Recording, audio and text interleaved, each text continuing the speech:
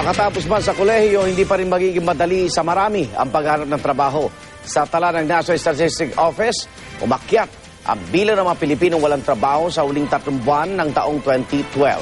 Saksi si Bernadette Reyes.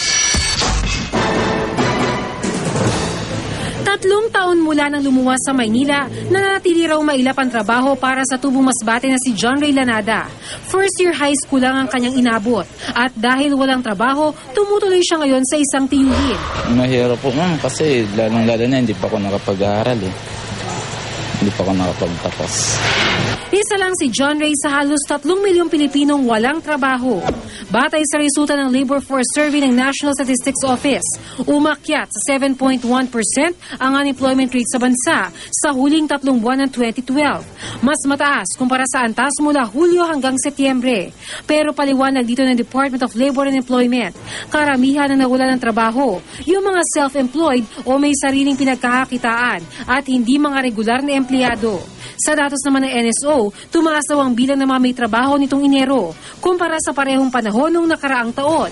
Kaya kumpara noong January 2012, bahagyang bumabaraw ang bilang ng mga walang trabaho nitong Enero. At ang mga may trabaho na, ayon sa DOLE, tumaas pa umano ang kita. Pwedeng napakadami nating employment, pero kung pababa naman yung wage and salary, pakonti naman yung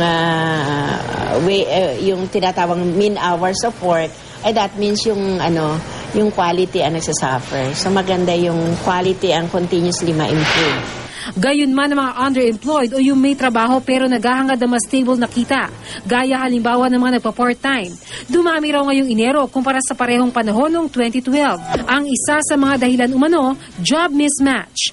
Kaya naman ang mga aplikanteng iba ang kakayahan sa hinihingi ng mga ina-applyang trabaho, inaalok ng DOLE ng skills training. Ayon sa DOLE, tinatayang mahigit sa 250,000 bagong graduate ang maghahanap ng trabaho dito sa Pilipinas. Para hindi raw mapag-iwanan, mag-apply sa maraming job openings at tanggapin ang pinakaunang job offer. Pag wala kang experience, you consider yung iyong opportunity to be employed and gain experience as an investment. Ako si Bernadette Reyes, ang inyong saksi.